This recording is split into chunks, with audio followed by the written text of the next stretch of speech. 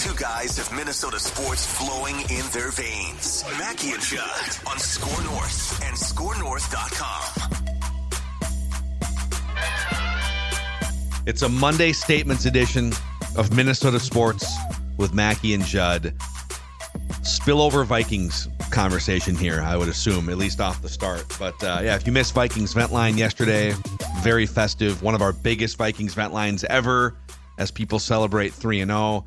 And then we were live on Monday morning this morning, too, on Purple Daily with our hottest Vikings takes. But Vent Line and hottest Vikings takes couldn't contain all of our Vikings takes. So does anybody have a statement they would like to lead off with here on Statements Monday? I've got a Vikings one, but if one of you, since I started we're all Vikings Purple Daily. I can go. I'll defer the kick.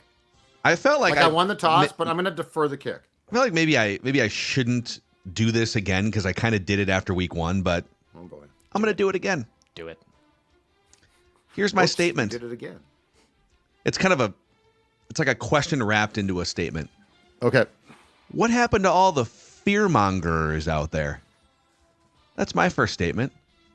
All those people back 6 months ago, even like 2-3 years ago, that clutching their pearls and clutching their 8 jerseys and, you better be careful what you wish for. You better. In fact, I saw this tweet come across from, let's see here, sometime in it was the day that the Vikings signed Sam Darnold. The franchise is going to crumble to the ground. Beware the Ides of Kirk, right? Paul Charchian tweeting, sleep easy, Vikings fans. You've got the quarterback you wanted and deserved in Sam Darnold. Damn right. As it we do deserve. He nailed it. A Church former nailed it. top 3 overall pick. I've seen a million of these circulating around on this Monday morning. Turns out that the world didn't end for the Vikings. The franchise didn't fold.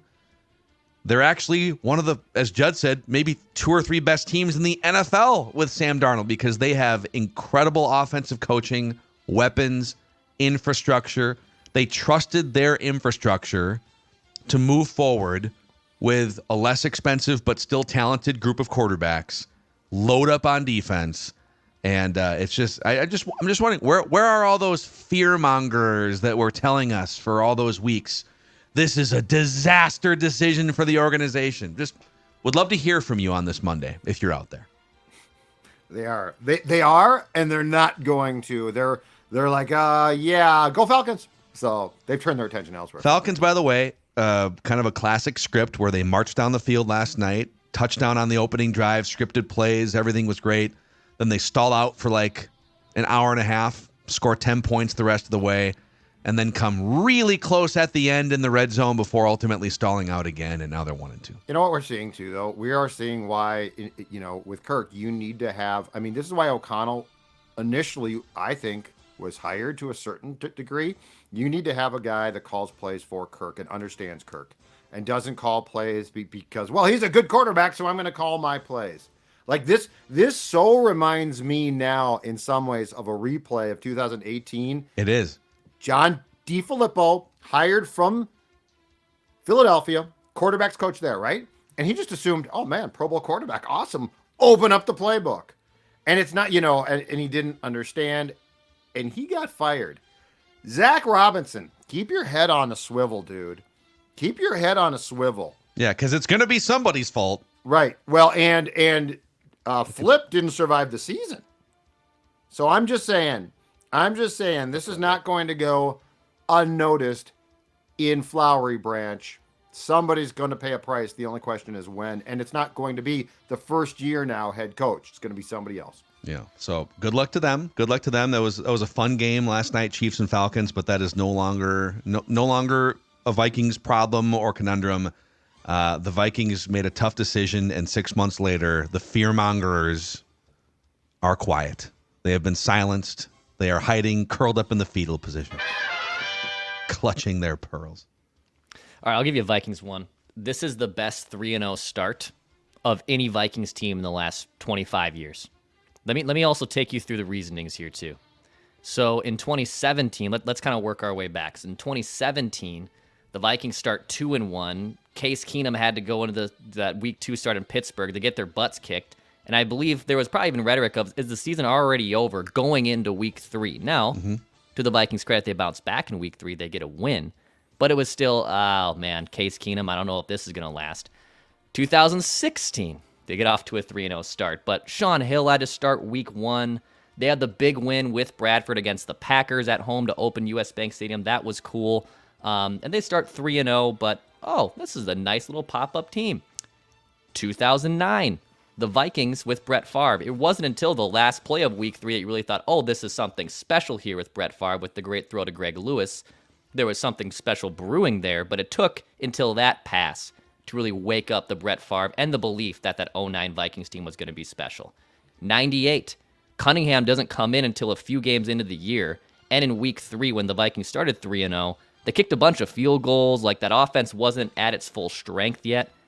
When you look at all those other prolific teams that made runs to the NFC title game, I think through 3 games, again, just the 3 games, not what's projected forward, I think this is the most exciting Vikings team of all of those teams. They've been able to blow out opponents and beat good teams. I've loved what I've seen from them. I don't have too many conscious memories of 98, but if I'm just looking at box score statistics, which is the only real resource I have there for those first 3 games, I think what the Vikings have done in these first 3 weeks is even more impressive than what they did in 98 in the first 3 weeks. And you just admitted you didn't see the 98 season, so I will hold you to your 25-year line, which takes you through 1999, and stop there and say since 1998, you can put these first 3 games and the vibes after the first 3 games up against any 3-0 start.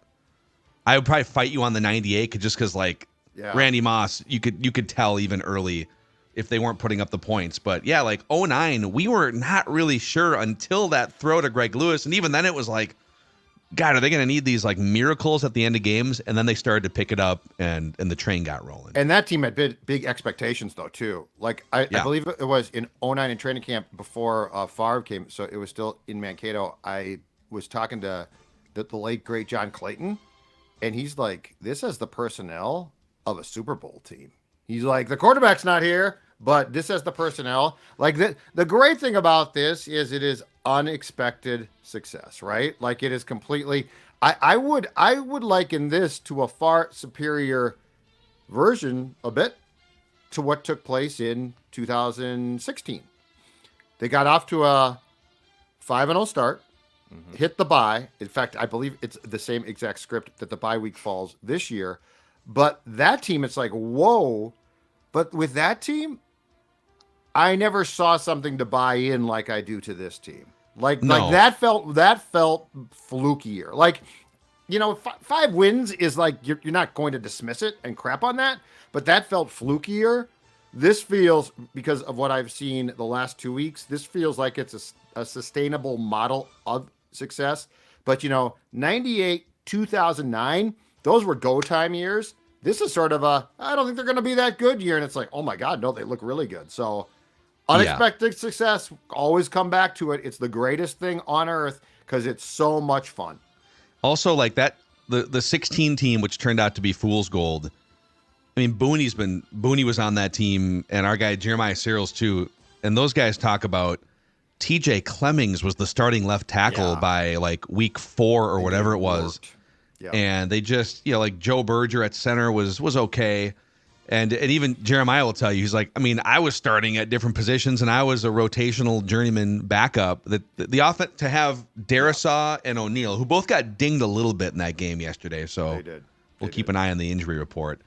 It just wasn't really, even the guys in the room didn't fully believe and think. The guys in this room, to this point, are all in. They think they are one of the best teams in the NFL. Listen to these guys talk. Aaron Jones. And their coach does. That's the thing is, so when they came back from the bye in 16 and lost, and Zim attacked them, right? Zim didn't believe. And, Zim was the type of guy who I think when there was trouble started to go sour. O'Connell won't. And O'Connell, I like the fact, and O'Connell continues to bring this up in his post-game speeches when they win, I like the fact that he keeps going back to when training camp started, I laid out what we needed to be. And if we can beat anyone. And I don't think he's necessarily wrong. Not right now, he's not.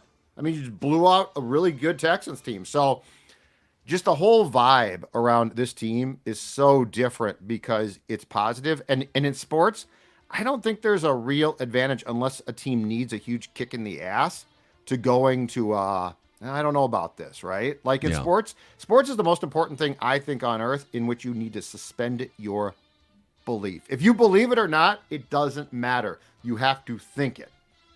I'll give you another Vikings win here.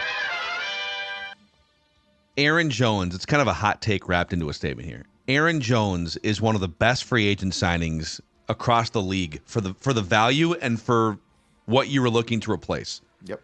So you're looking to take a guy that turned out to not really be a starting caliber NFL running back in Alexander Mattison, keep Ty Chandler as kind of a backup, but upgrade your starting running back situation. And man, through 3 games, he's had 2 absolute banger games in week 1 and week 3. In that game yesterday, Aaron Jones, 19 carries for $102, so 5.5 yards a carry.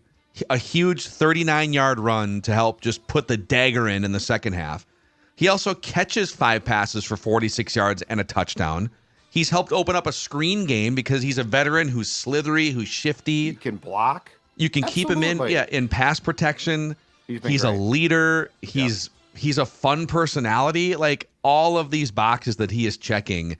Yep. And he's just been every bit as advertised, despite being close to the age cliff for running back. So shout out to Aaron Jones and what he's brought through the first 3 games. Yeah, it's been huge. And the nice thing too is, even if he isn't going great, he's trusted.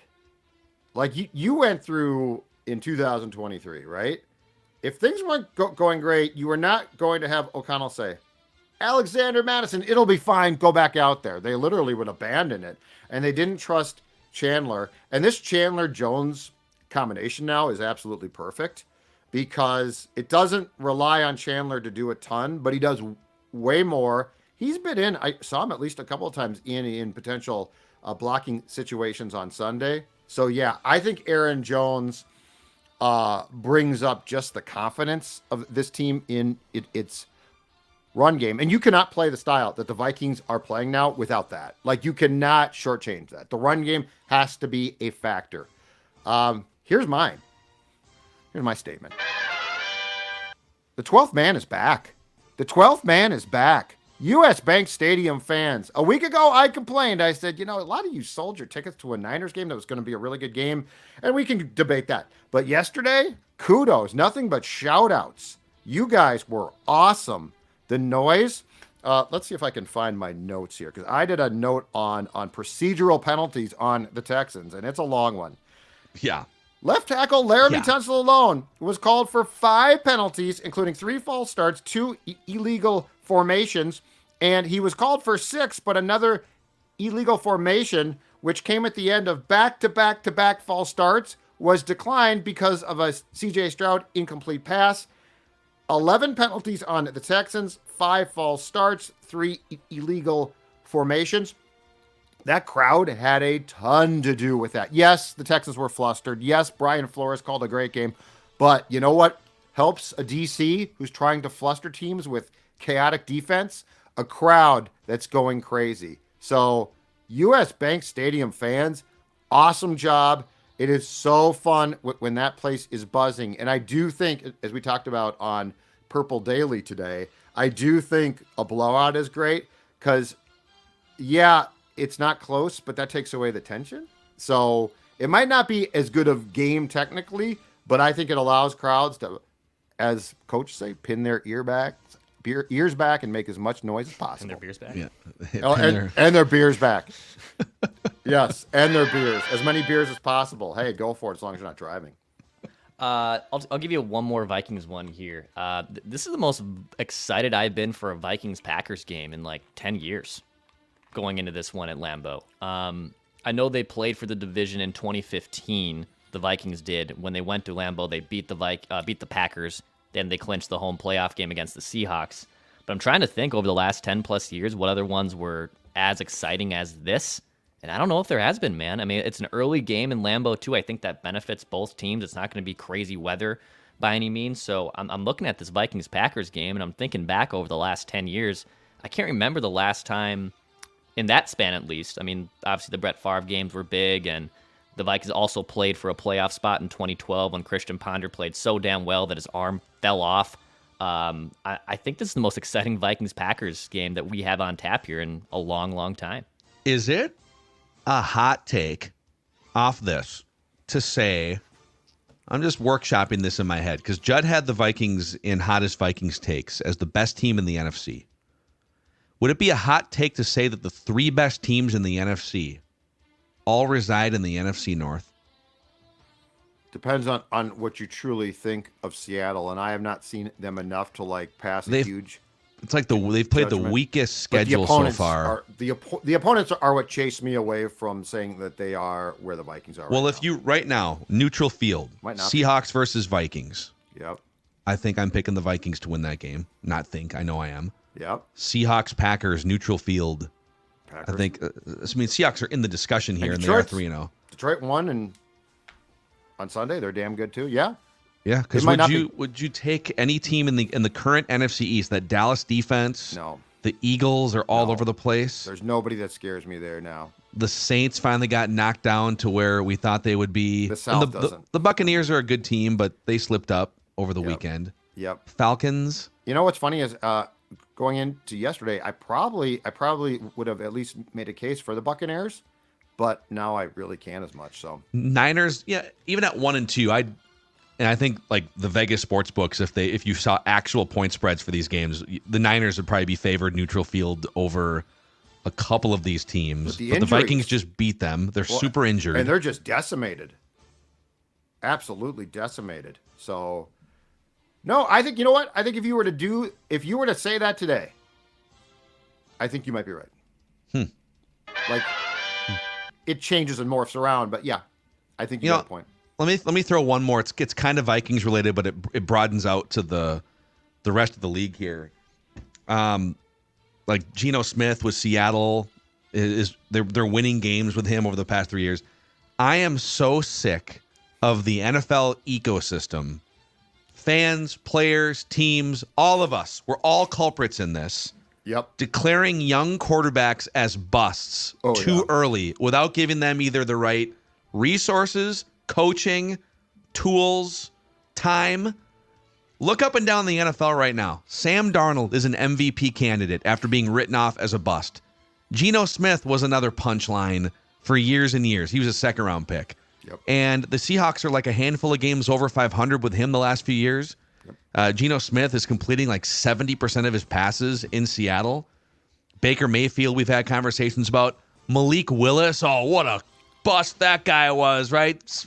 That guy can't play worth a lick. Matt LaFleur's like, actually, yeah, he can. Let's get a real coach, right? Exactly, with some real infrastructure, yep, that can map something out for him that fits his strengths. Yep. And it, quite frankly, all of these guys should give Bryce Young some hope.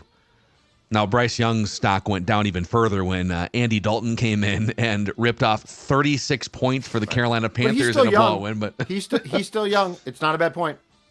But it's like, yeah, but we're literally asking these dudes, hey, you're 21, 22 years old. We need you to go learn and master the most difficult position in all of professional sports. Right. And if you don't do it within about 20 or 24 games, you're going to be ostracized and you're going to be benched and kicked off the island.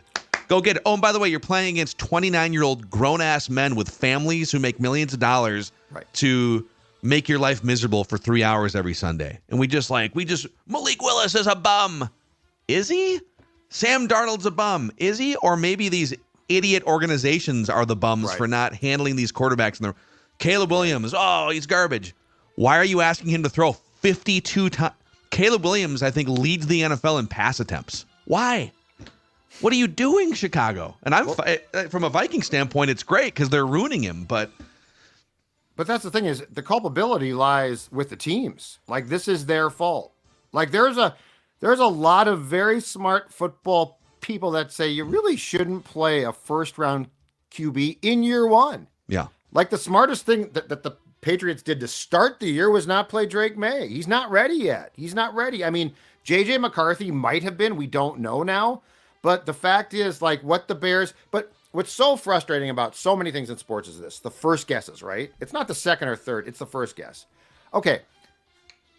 Caleb Williams was the preordained number 1 draft choice in 2024 for how long? Months, if not a year. Okay.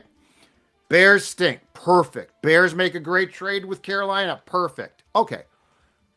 Are you really gonna hand him a defensive coach like that? And that was a first guess. We talked about this in the summer. You sure about that? You sure about that move? Eberflus, it's gonna be fine. We got the staff. You sure about that? And now what? It turns out they don't. Like, this is the thing. The Jets with Darnold. Okay, it's go time. Who are we going to hand him? You know, some of the most inept head coaches that you possibly could. Oh, he's ruined. Oh, why? I wonder why. It's like desperation. It's like, oh, our franchise is in the dumps. But oh, please, right. Sam, save our franchise. But please, when you do, save us. If you make that investment, here's my question: how do you not look at the coach and say, you know what, dude, sorry, we're gonna have to pay you to go away because we just basically invested in one of the most important things, more important than you.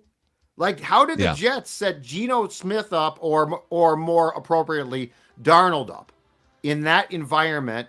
And then, like, the Jets turn around and say, okay, that didn't work out. Where's Zach Wilson?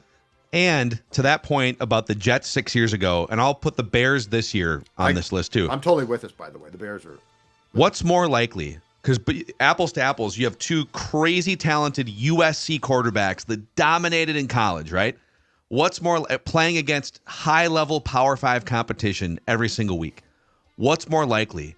Those guys are busts who can't play football, or their coaching staffs and organizations in the NFL were incompetent, reeked of desperation, and threw those guys into a position that they weren't ready to succeed in and weren't patient enough. Right. And I know it's only been 3 games for the Bears, but, man, that thing looks so desperate. You're literally asking Caleb Williams to throw the ball 52 times in the third game, a close game, by the way, because you can't run the ball because you don't have an offensive line, and you've got Matt Eberflus over here. What's more likely? Caleb Williams, there's a few little red flags here and there with his personality and, like, crying in his parents' arms. But that's why you need a coach too. But, like, what's more likely? That he is just incapable of throwing a touchdown pass through the majority of the first 3 games, or that Matt Eberflus doesn't know what he's doing? If you had to bet your life on it, which one's more likely? Matt Eberflus.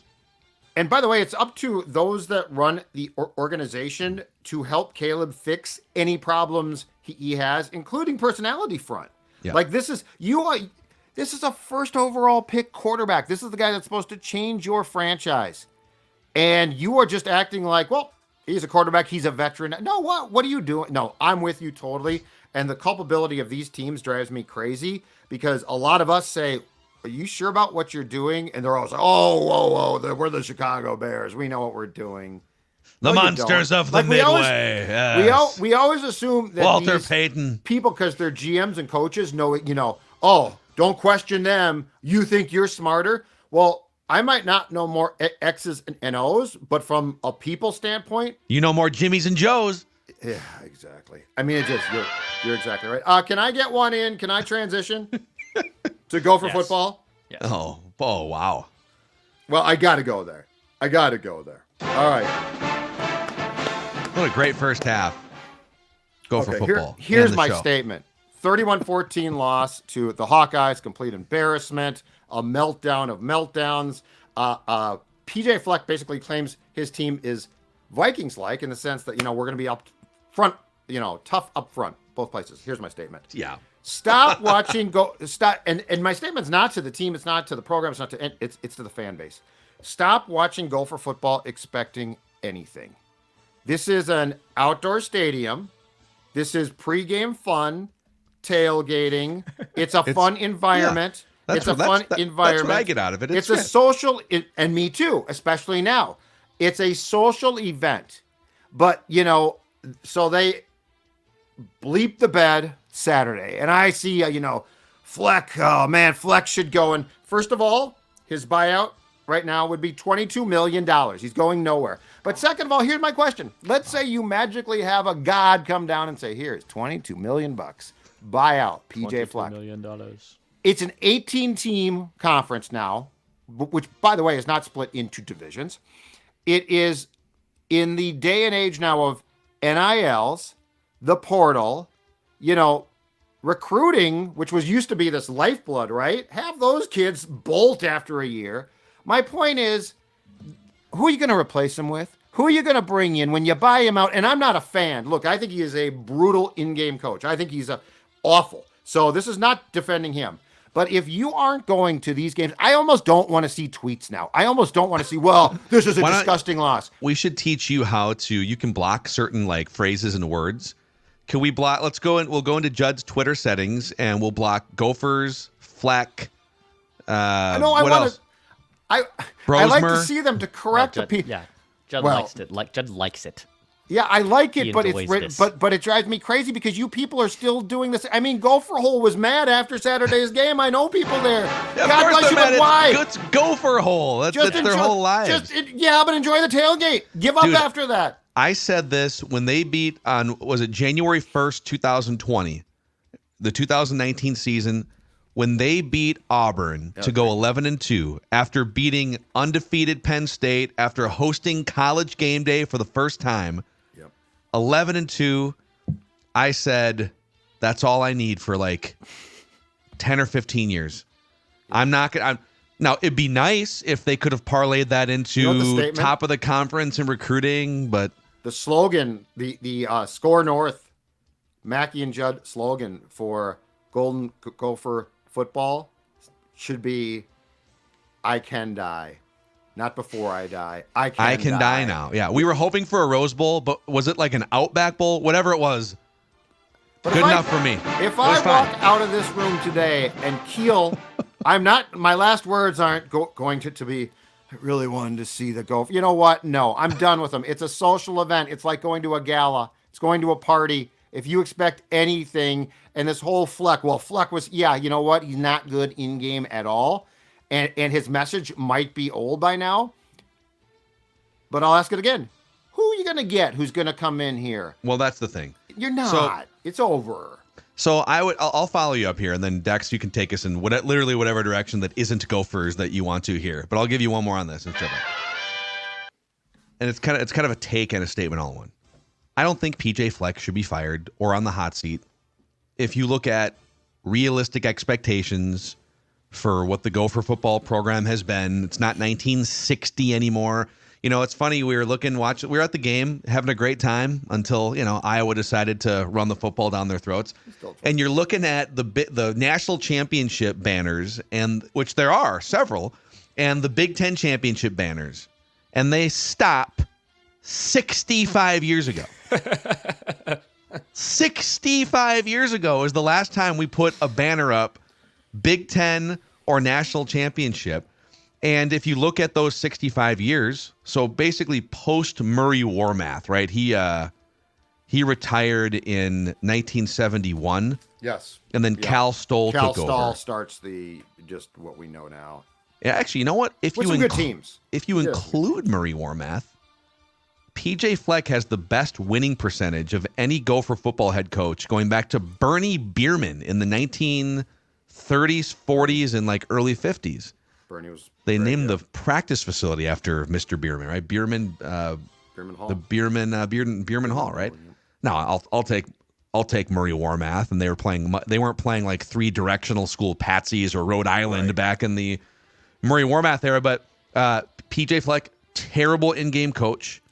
PJ Fleck, I think, really bad at getting the most out of quarterbacks, it would seem, and just generally 20 years behind the times offensively. And those are all valid nitpicks. But what do you're not. I will say this. It would be nice if the Gophers had a head coach that didn't rely on all these sort of hokey acronyms. I was all about it for the first couple years. Now that it's been 7 or 8 years, is there a more normal way to connect with? Do we have to really say when someone says, "How are you doing?" I'm elite. So there's some of this hokey stuff is starting to wear thin on me. Yeah. And they're 2-9 in their last 11 Power 5 opponent games. But you got to, you could wind up with a Tim Brewster. We've gotten tricked a couple times moving off good coaches. Glenn Mason, get his ass out of here, and then we get tricked by Tim Brewster. So it's. But now, so that's all true. But we are now in era where the Big Ten is going to have a very small group of those 18 teams actually compete. Like you have to, are you going to, so if you go get Dabo, let's say you lured Dabo away or Which something. you're not, by the way. Which you're not. No way. But let's say that you get a guy like that. Are you now going to give him an NIL portfolio that is 4 times that Fleck has? Where's it going to come from? There's just, it doesn't work. The math no longer works at all, which is why I say you got a cool stadium. Saturday afternoons are great. You got tailgating. You got fun inside.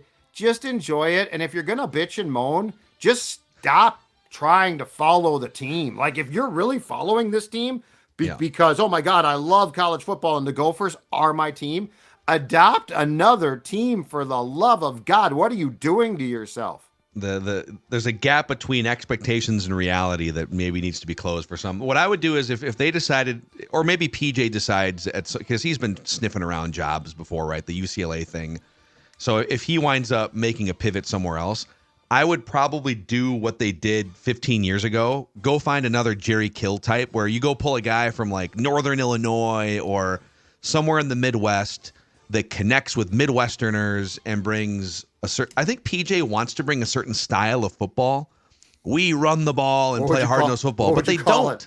No. Dude, Glenn Mason brought a certain style of football. Hard-nosed. We are going to have NFL offensive linemen and NFL running backs. Our defense might be suspect, and our quarterbacks might only be able to hand off. But we're going to run the ball for 320 yards today, right down your throats, and you're going to deal with it.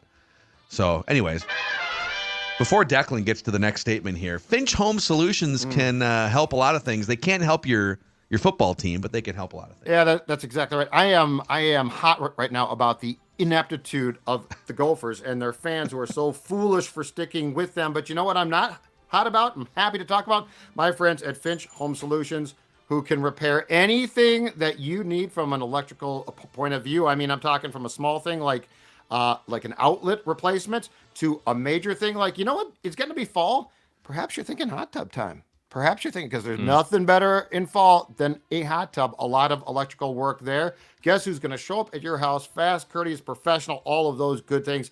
My friends from Finch Home Solutions. And right now on qualifying purchases, Purple Daily customers and customers of SKOR North will get 1 year free of Finch Friends and Family membership. That means a 10% discount, priority dispatching, and 1 annual safety inspection. Give them a call, 612-357-2604. Or check out their easy-to-navigate website. That's finchhomesolutions.com. Finchhomesolutions.com. Projects big or small.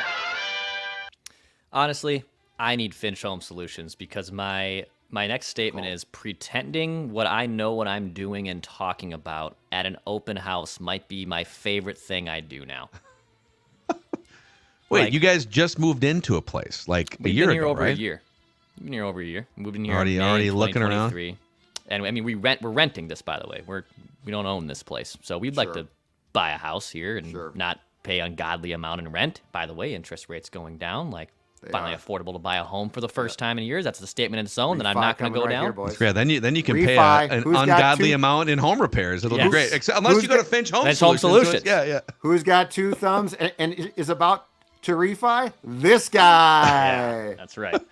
But like we've probably, and it's mostly for fun. Like we're not itching to like buy a house in the next, even this year. Like we're probably going to be more actively looking in 2025 when we can time up our lease, get out the lease, you don't have to pay a penalty, all that stuff. But we're still looking at houses here and there over the last few weekends. We went to 2 on Saturday, and we've been to a few others too over the last month. And me like looking around the house, trying to figure out like what's wrong with this house, asking about the furnace, asking about the roof. Like, those are good questions to ask, but I don't know what's wrong with it. Like, I if you tried to tell me what it is, like, I wouldn't know. And my dad was a realtor. The carburetor. I don't know. Like, is it updated or is there something wrong? And if there's something wrong, I'm gonna hire someone else to fix it. The inspector, I'm not that person. Dude, I'm going to warn you, dude, if you have zero skills of, like, fixing things, like, if you move in... Fixing things. Okay, so one of you... Because she should ask the questions. But here's the thing. If you're not, you should keep renting because you can at least have, I don't know, if you have like some sort of maintenance crew or something.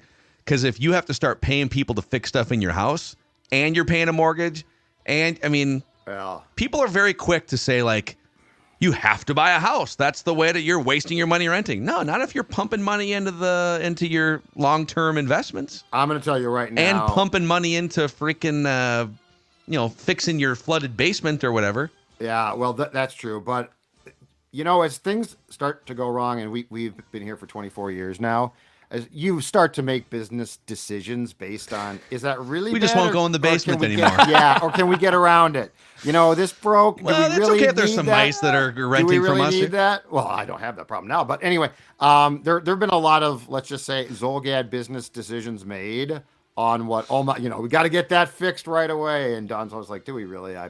No, we don't. So, but I would suggest that if your better half can fix things, do what I do when we went house shopping back in 99, which was let her ask the questions. I just let Dawn ask the questions. I just smiled and went, If the real estate agent has a question about the Vikings secondary, then you jump in and and that's what I get too. Join the conversation. Yeah. Oh yeah, yeah. What do you think about the game? I'm like, a big. Let me tell you. Let me tell you about their blitz pickups. And then Dawn will grill them about the house. I'm like, that was great. That was fantastic. Good job. But yeah, I'm with you. Yeah. I know nothing. So are you guys? What do you think? Like in the next year, do you think you buy something? Yeah. You guys getting close, or are you just having some fun here? I think so. I mean, I think in 2025 we're gonna seriously actively look, for sure. Maybe we can get old Dex a little closer. So what are the keys? Closer to downtown again. Hey, honey, I saw a nice little place. I think that right by U.S. Bank Stadium. Yep, it's a Rambler. Yeah, you want to live by Phil and take John? A Rambler. That'd be great.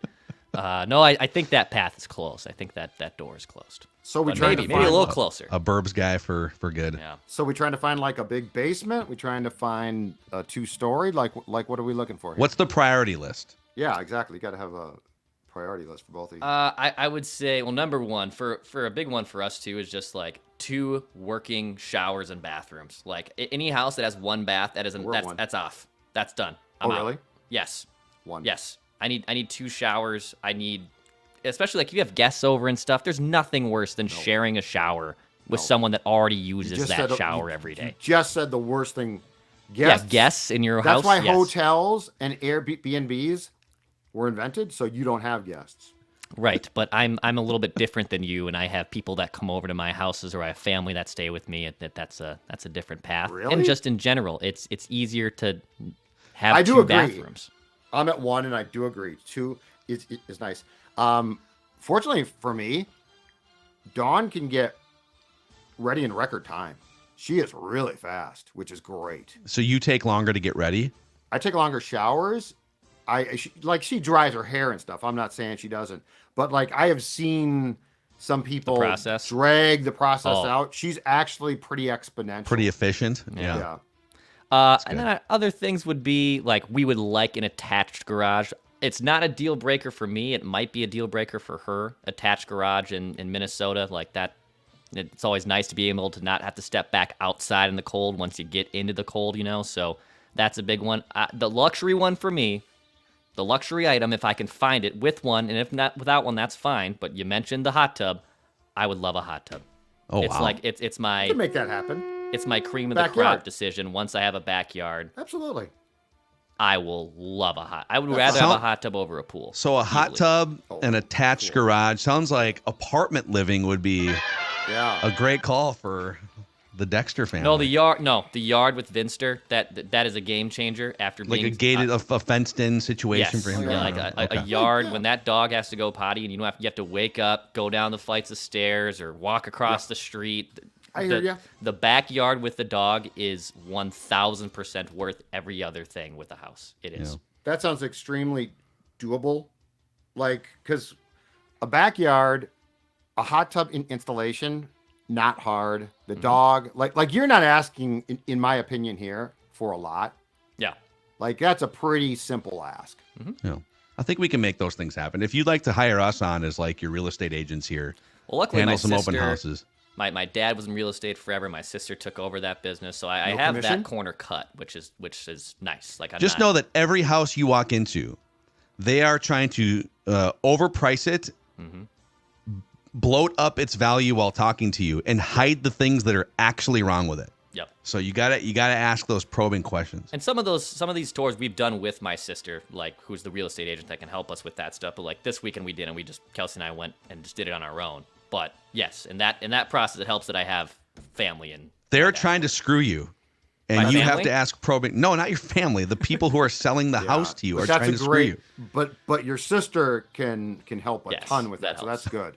That helps. That's good. Your sister is trying to screw you over on your No. biggest investment you make in your life, the house. No, and I'm not saying real estate. I'm saying Yeah, like no. the people I that know, are I trying get to you. sell the house are trying to screw you over. Well, they should be. They would Yeah. be doing their job. Anywho, that's your Statements Monday here on Minnesota Sports with Mackie and Judd. Gopher football fans, Judd's here for you if you need some additional Just enjoy the counseling game. offline. Enjoy the game day. Don't worry about the game. It's over. Vikings are 3-0. So, all right, if you missed any of the Purple Daily shenanigans, Vikings Vent Line, the hottest Vikings takes Monday episode, and we will have a SKOR North Twin Show State of the Twins We've episode. been putting it also off on as this long Monday. as possible this morning. We're gonna record that FYI. right now. We're gonna record that right now for you guys. No choice. Big week for the Twins. Oh.